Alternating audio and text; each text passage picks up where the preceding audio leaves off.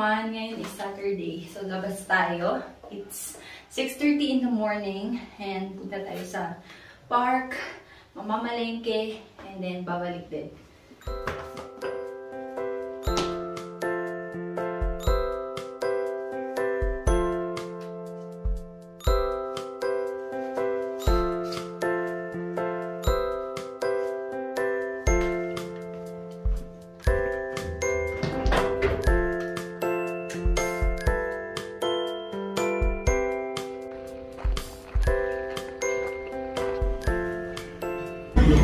Punta tayo sa Burnham mamaya para mag-walking. Pero gutom ang lola niya, so nag-drop by muna ako dito sa Jollibee. Tapos, kakain lang ganun.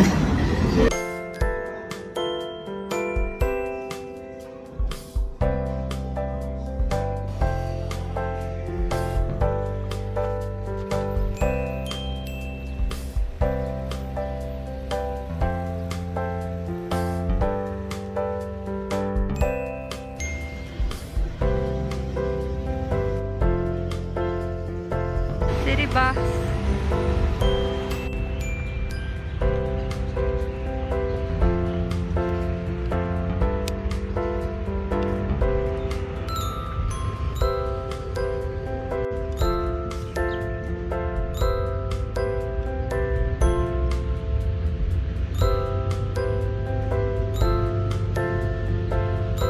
So, good morning. Ngayon nandito tayo sa park. And pagkatapos ko ng kumain, mamaya maglalakad tayo. Let me have some fruits. Kanina nilagyan ko tong buhok ko ng rice water. Medyo mabaho na siya. And nung mga bata-bata ako ganun. Yung mga balat ng ganito, parang nilalagay sa sa buhok. Hopefully umepek. Kasi nga dun sa ng China, 'di ba? Nakita niyo yung video niya. Let me try. Ito is nakakatanggal ng amoy kasi maamoy yung rice water. So, madaming tao na dito sa Baguio kasi open na for tourists. Naggagalito sa Burnham.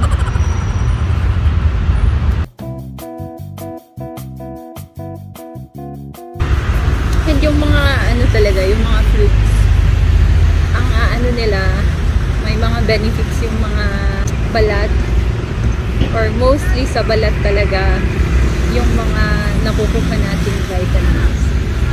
Every morning may nagzuzumba dito. So dati pumupunta ako dito, pero now ang layo ko na kasi, so hindi siya nakakatuwa kapag pupunta ba ako dito. Ayan, so nalagay na natin.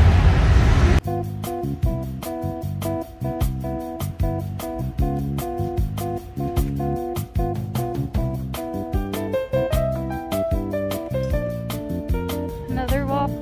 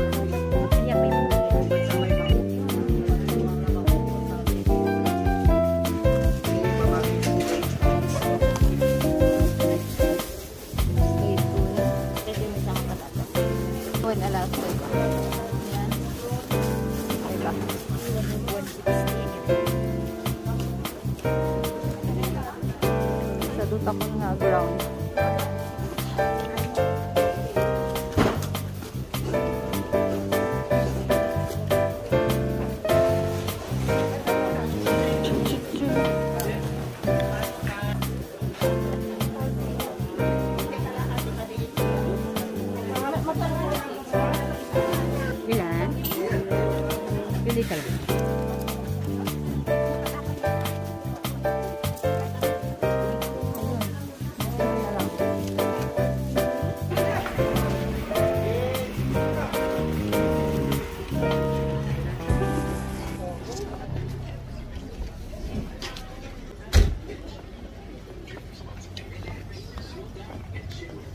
Hintay ng sasakyan.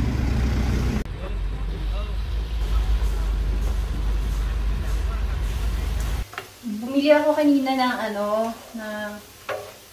chicken ball and kikiam kasi nga dito sa labas yung presyohan nila 4 pieces na kikiam is 10 pesos daw. At tayo yung mag street foods for Saturday. So yun guys, tapos na ang ating luto moments. And ito na nga, ang ating parang fishball na siya. Yung natin, chicken balls. Grabe ang mahal talaga nito sa labas. So, better to buy and cook it yourself. Pero masarap lang talaga yung sauce nila sa labas. Diba? Nilipat po dito itong table natin. Hindi ko alam kung paano siya position.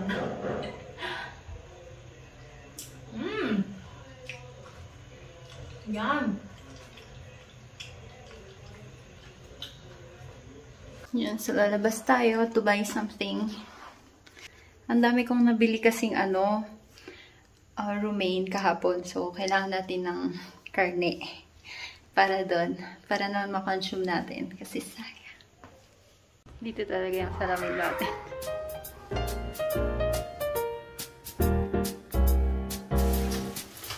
Yeah. Ayan guys. So, pagkagaling ko lang sa labas and bumili tayo ng kung ano-ano.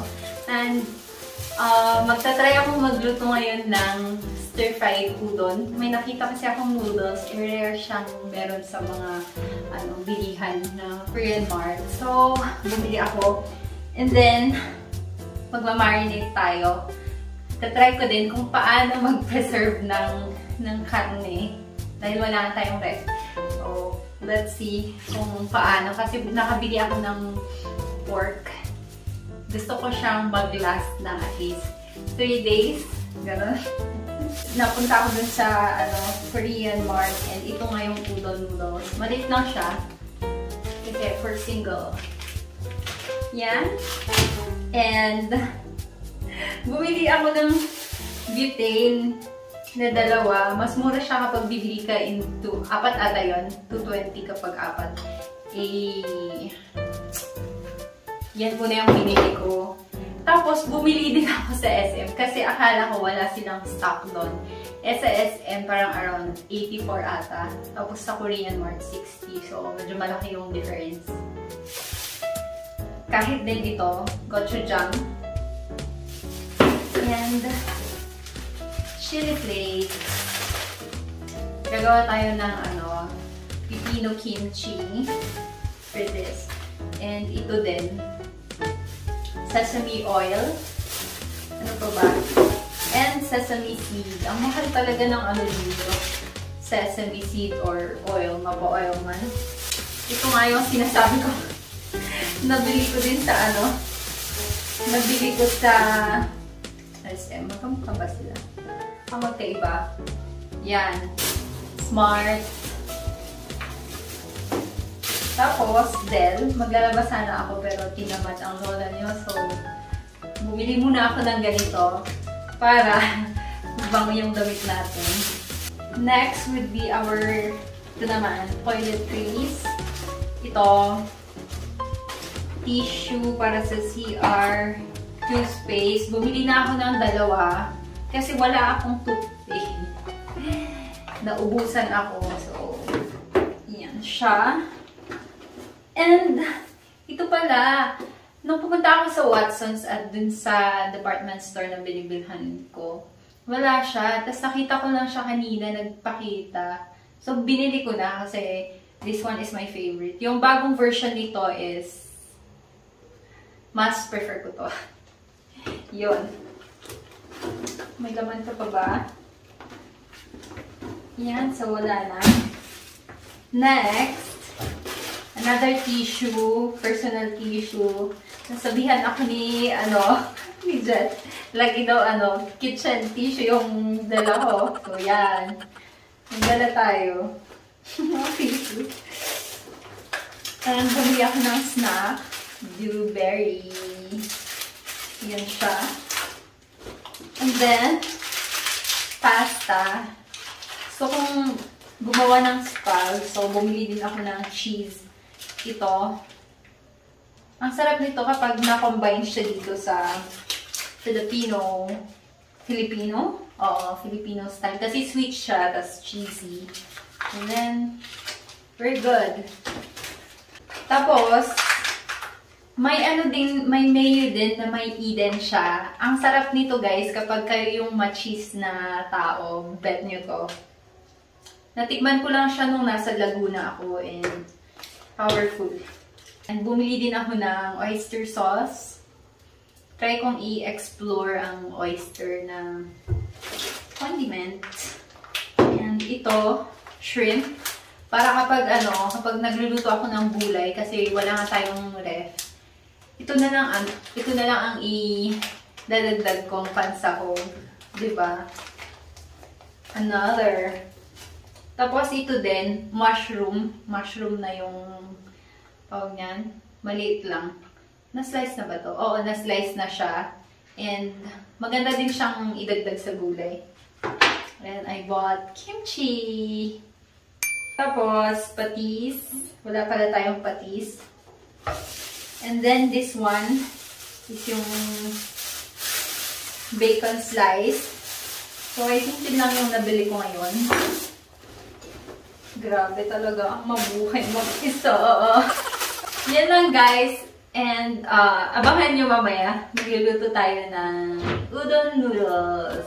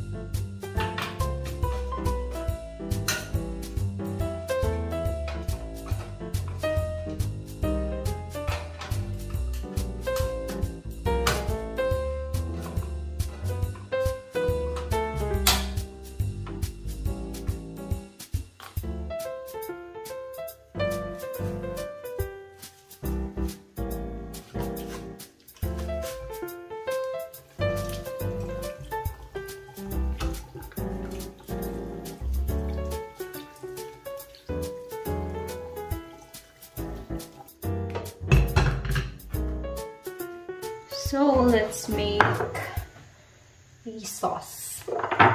Unahin natin itong dry. Siguro ganito. Depending on how sweet you want.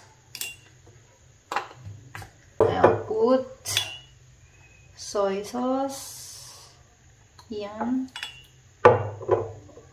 And then, ang dami yata ng soy na nilagay ko. Oyster sauce. Then sesame. Yan. So let's just mix them.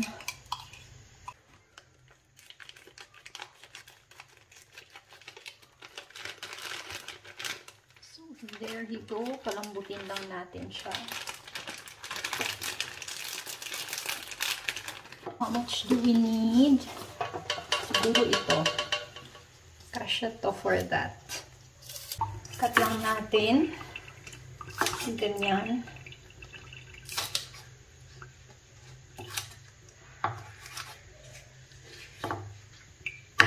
Siguro depende din kapag ano yung gusto nyo.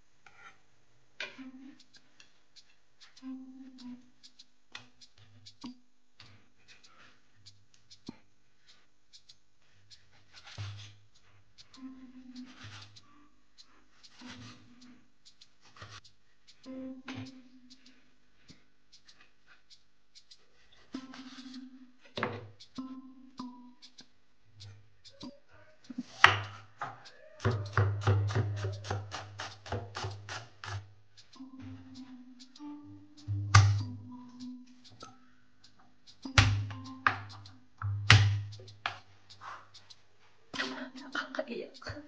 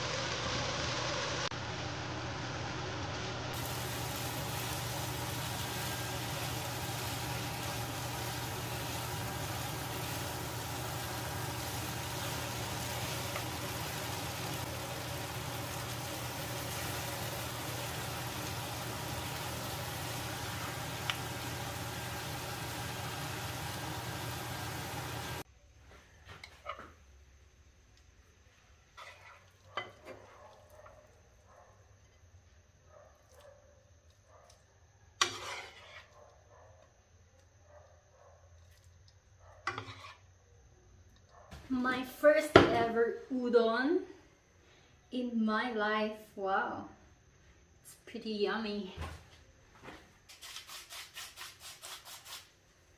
Let's eat, everyone. Thank you, Lord.